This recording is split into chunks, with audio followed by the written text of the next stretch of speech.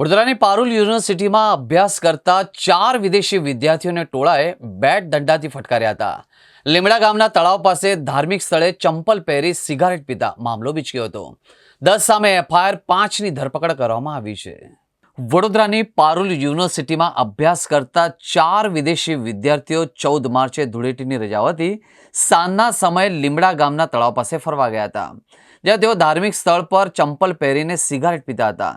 એ સમયે ગામ લોકોએ ધાર્મિક સ્થળ ઉપર ચંપલ પહેરીને કે સિગારેટ પીતા રોકતા મામલો બીચક્યો હતો, જેમાં ગામના 10 જેટલા લોકો બેટ, દંડા અને અણિયાળી લાકડીઓ સાથે આવી 4 વિદ્યાર્થીઓને માર માર્યો હતો, જેમાં એક વિદ્યાર્થી ઉપર જીવલેણ હુમલો કરવામાં આવ્યો હતો. તે સ્થળ પર ઢળી પડ્યો હતો.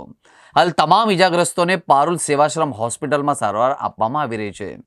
આ ઘટનાના વિડીયો વાયરલ થતાં જ વાઘોડિયા પોલીસે આ ઘટનામાં 10 હુમલાખોરો સામે ગુનો દાખલ કરીને 5ની ધરપકડ કરી છે. ગઈકાલે વાઘોડિયા પોલીસ સ્ટેશનમાં પારુલ યુનિવર્સિટીના વિદેશી વિદ્યાર્થીઓને માર મારવા બાબતેનો એક ગુનો રજીસ્ટર કરવામાં આવેલો છે.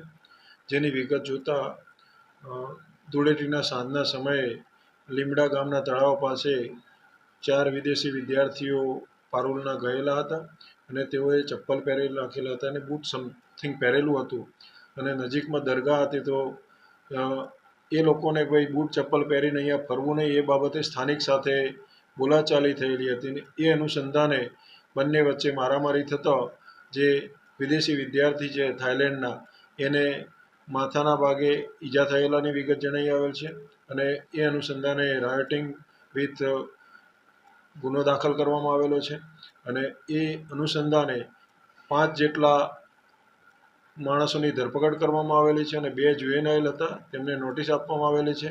એટલે હાલ આ રીતે આ ગુનાના કામે 7 જેટલા મારામારી કરનાર ઇસમો આઈડેન્ટિફાઈડ થયેલ છે અને તેમના વિરુદ્ધ કાર્યવાહી કરેલ છે અને આગળની તપાસ વાઘોડિયા પોલીસ દ્વારા કરવામાં આવી રહેલ છે.